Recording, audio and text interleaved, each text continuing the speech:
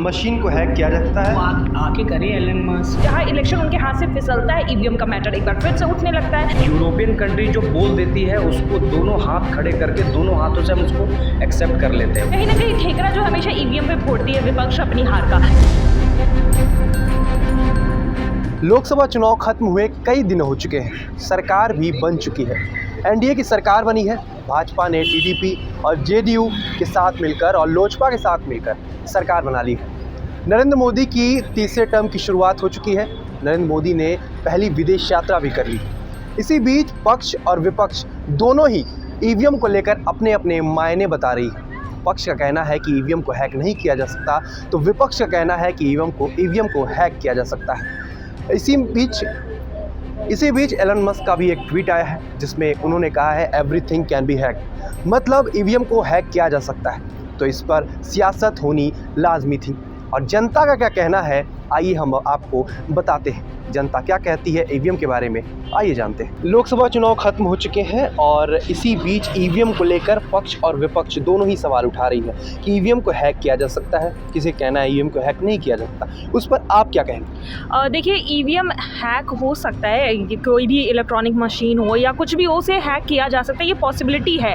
लेकिन जिस तरह से अभी इस मुद्दे को उठाया जा रहा है वो कहीं ना कहीं एक बार सोचने वाली बात है, क्योंकि इस बार देखा गया कि जब भी इलेक्शन होते हैं कहीं ना कहीं ठेकरा जो हमेशा ईवीएम पे फोड़ती है विपक्ष अपनी हार का। लेकिन इस बार जिस तरह से विपक्ष को नंबर आए थे उसके बाद विपक्ष भी खुश थी और देखा जा रहा था कि विपक्ष भी कुछ नहीं बोल रही थी ईवीएम को लेकर, और कहीं ना कहीं जनता भी सोच रही थी कि हाँ चलो अब ईवीएम का मुद्दा जो है फाइनली खत्म हो गया। लेकिन इस मुद्दे को एक बार जिस तरह से फिर से उठाया गया, मुझे कहीं ना कहीं लगता है कि ये गलत है। आप अगर अगर लोकतंत्र की बात कर रहे हो यहाँ पर, तो इतने बड़े देश में इतने बड़े लेवल पर जिस तरह से इलेक्शन हुआ, जिस तरह से रिजल्ट आए हैं इलेक्शन के, कहीं ना कहीं दिख रहा है कि हाँ जनता ने अपना डिसीजन लिया है। यहाँ पर ईवीएम का अगर रोल प्ले करने की बात कही जाए, ऐसा विपक्ष अगर कह रही है कि ईवीएम हैक हो सकता है या हैक किया गया है, तो कहीं ना कहीं गलत है। क्योंकि देखिए बार बार बीजेपी पर ये ज़रूर सवाल उठते हैं कि बीजेपी ईवीएम हैक कर या ईवीएम को मैनिपुलेट कर नतीजे अपने पक्ष में करती है। अगर ऐसा होता तो उत्तर प्रदेश में उन्हें सिर्फ 32 या 36 सीटें नहीं मिलती,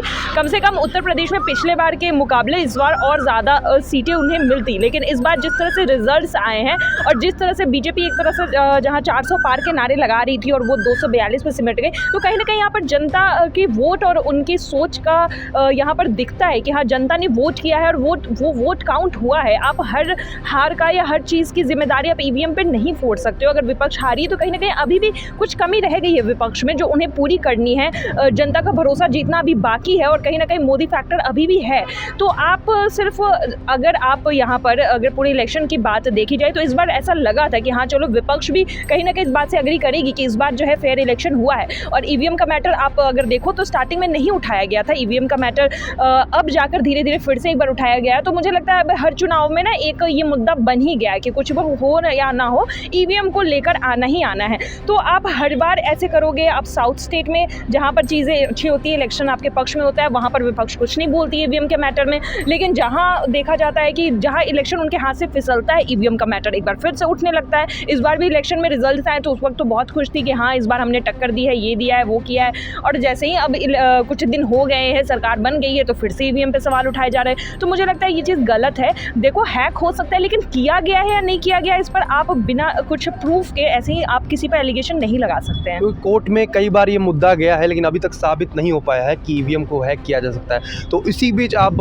कोई भी विपक्ष या पक्ष इस पर सवाल उठा रहा है तो एक सियासत होनी लाजमी थी, क्योंकि अभी सरकार बन जाती, अगर इंडी गठबंधन की सरकार बन जाती तो इस पर सवाल नहीं उठाया जाता विपक्ष की ओर से। आप क्या कहेंगे? जी बिल्कुल, यहाँ पर देखिए अगर विपक्ष अगर जीतती और विपक्ष अगर यहाँ पर अगर केंद्र में सरकार बनाती तो बिल्कुल दूर दूर तक ईवीएम का मुद्दा कोई नहीं उठाता। और ये चीज़ पहले भी देखी गई है। विधानसभा चुनाव में आप देख लीजिए, उत्तर प्रदेश में जब चुनाव होते हैं तो समाजवादी पार्टी हो, कांग्रेस हो, हमेशा यही बोलती है कि ईवीएम में धांधली हुई है। चाहे अगर आप साउथ की बात देख ले, साउथ में जब यहाँ पर कर्नाटका में या बाकी स्टेट में जब जब वहाँ पर अगर विपक्ष जीत रही थी तो वहाँ पर दूर दूर तक ईवीएम का कोई जिक्र ही नहीं था, वहाँ पर कोई कुछ बोल ही नहीं रहा था कि हाँ ईवीएम में धांधली हुई है नहीं हुई है, ऐसा कुछ नहीं हो रहा था। तो ये चीज़ भी बहुत ही सेलेक्टिव है और ये कहीं ना कहीं एक सवाल खड़े करती है कि जब आप जीत रहे हो तब आपको ईवीएम सही लग रहा है, जहाँ आप हार रहे हो वहाँ पे आप ईवीएम पे सवाल उठा रहे हो। ये सारे पॉइंट्स जो है कहीं ना कहीं जनता भी देख रही है और कहीं अगर ईवीएम में धांधली हुई है या कहीं ईवीएम को हैक्ड किया गया है तो इस पर कार्रवाई ज़रूर होनी चाहिए, लेकिन अगर प्रूफ नहीं है तो आप ऐसे ही हवा में बोलकर नहीं निकल सकते, मेरा ऐसा मानना है। लोकसभा चुनाव खत्म हुए कई दिन बीत चुके हैं, सरकार भी बन चुकी है। इसी बीच पक्ष और विपक्ष ईवीएम के मायने बता रही है। किसी का कहना है कि ईवीएम को हैक किया जा सकता है तो किसी का कहना है कि ईवीएम को हैक नहीं किया जा सकता। आइए जानते हैं जनता से कि उनका क्या कहना है, ईवीएम को हैक किया जा सकता है या नहीं। आप क्या कहेंगे, ईवीएम को हैक किया जा सकता है या नहीं? अगर टेक्नोलॉजी की बात करें तो कुछ भी हैक हो सकता है, ऐसा कहीं लिखा नहीं है कि ये चीज़ हैक नहीं हो सकता। लेकिन अगर अभी जो सिनेरियो चल रहा है, जो अभी देखा जाए, जो इलेक्शन में जो ऐसा बिल्कुल चेंज लोगों के ओपिनियन से चेंज इलेक्शन का रिज़ल्ट आया है, उसके बाद तो शायद ऑपोजिशन को ये वर्ड उठाना ही नहीं चाहिए था। अगर ऐसा होता तो मोदी 400 पार कब का हो चुके होते और उनके जो दावे हैं कि वो तानाशाह बन रहे हैं वो बन चुके होते। बट ऐसा नहीं हुआ, पब्लिक ने चीज़ें को अपने हाथ में लिया, चीज़ों को सही करने के लिए अपोजिशन को एक मजबूत सीट दे के वहाँ भेजा है। तो ये कहीं से ये बिल्कुल नहीं हो सकता कि ईवीएम में हैकिंग हुई है। हो सकता है, नहीं हो सकता, अलग चीज़ है। हमें पता नहीं, हम इंडियंस को इस चीज़ से पता नहीं क्या लगाव है कि यूरोपियन कंट्री जो बोल देती है उसको दोनों हाथ खड़े करके दोनों हाथों से हम उसको एक्सेप्ट कर लेते हैं, उसके पीछे की चीज़ों को, बारीकियों को नहीं देखते। अगर एलन मस्क ने एक ट्वीट कर दिया कि एनीथिंग कैन बी हैक्ड, इसका मतलब ये नहीं है कि ईवीएम हैक हो जाएगा। उसको करने के लिए भी अलग टेक्नोलॉजी की ज़रूरत पड़ती है। तो क्या आप ये देखिए, क्या उस तरह की टेक्नोलॉजी हमारे इंडिया में मौजूद है?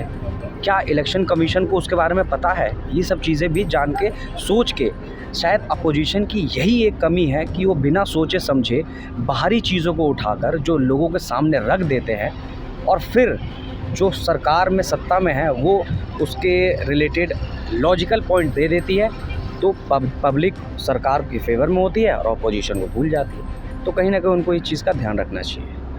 क्योंकि अभी सरकार बन जाती है अगर तो ये सवाल बिल्कुल ही नहीं उठता, क्योंकि अंतर बहुत मार्जिन में, जैसे 400 पार वाला आंकड़ा दे रहे थे उतना तो आया नहीं। भाजपा की सरकार अल्पमत में थी, साथ में टीडीपी और लोजपा जिनके साथ मिलकर इन्होंने सरकार बनाई है। अभी बन जाती कांग्रेस की तो ये सवाल बिल्कुल ही नहीं उठता। सही बात है कि नहीं? बिल्कुल, अगर ये सरकार बन जाती तो कहते कि ईवीएम से अच्छा कुछ हो ही नहीं सकता। एंड बैलेट पेपर के मामले में ये फिर कहते कि नहीं, सही हुआ बैलेट पेपर नहीं है क्योंकि पेड़ कटेगा, कागज़ यूज़ होगा तो सेव एनवायरनमेंट। लेकिन अगर वो सरकार नहीं बना पाए तो ईवीएम की गलती।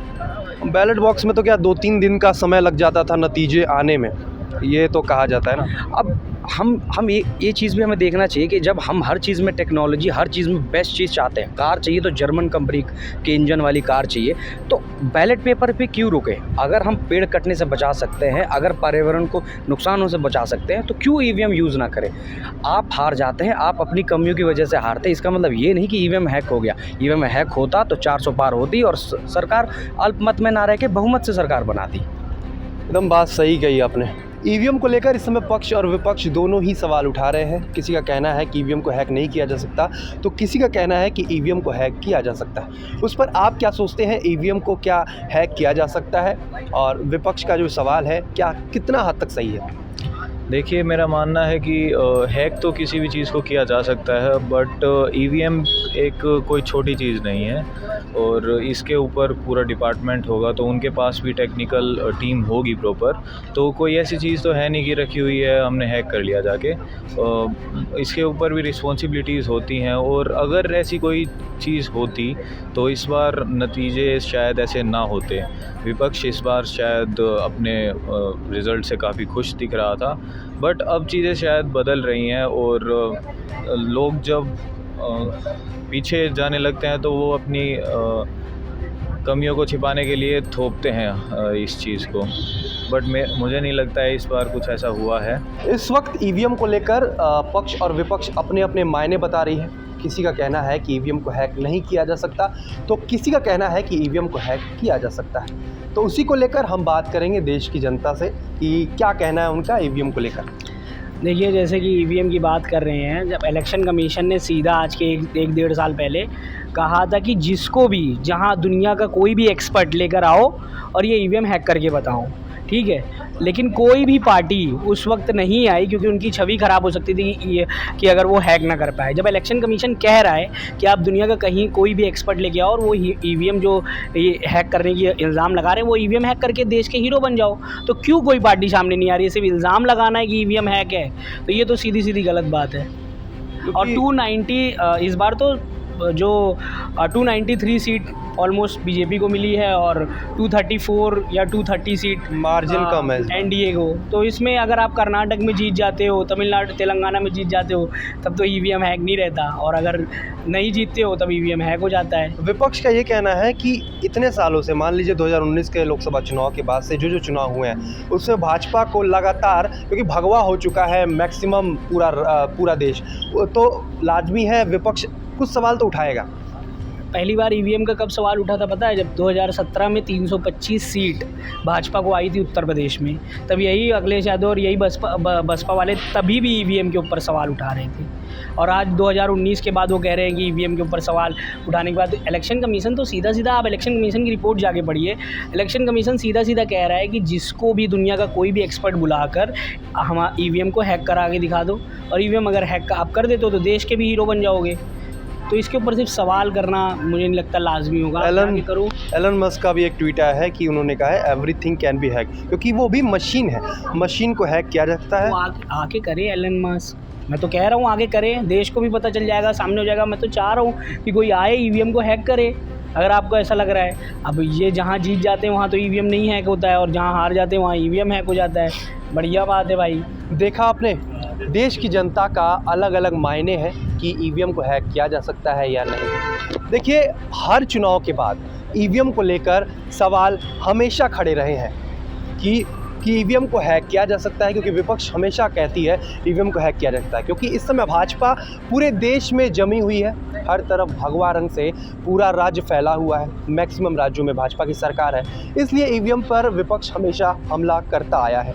और पक्ष का कहना है कि अगर किसी राज्यों में कांग्रेस को जीत मिल रही है तो ईवीएम हैक कैसे है, क्योंकि भाजपा 400 का पार का नारा हमेशा से लगा रही थी। इस चुनाव में 400 का पार नहीं कर पाई भाजपा, तो इस बार पक्ष के पास भी एक आ गया है पॉइंट कि ईवीएम हैक नहीं हो सकता। अगर हैक हो सकता था तो 400 के पार लाने में भाजपा को क्या करना था? ईवीएम को हैक करना था। अगर आपको हमारी रिपोर्ट पसंद आ रही है तो हमारे चैनल को सब्सक्राइब करें, वीडियो को लाइक एंड शेयर करें और कमेंट करके अपनी राय ज़रूर रखें। धन्यवाद।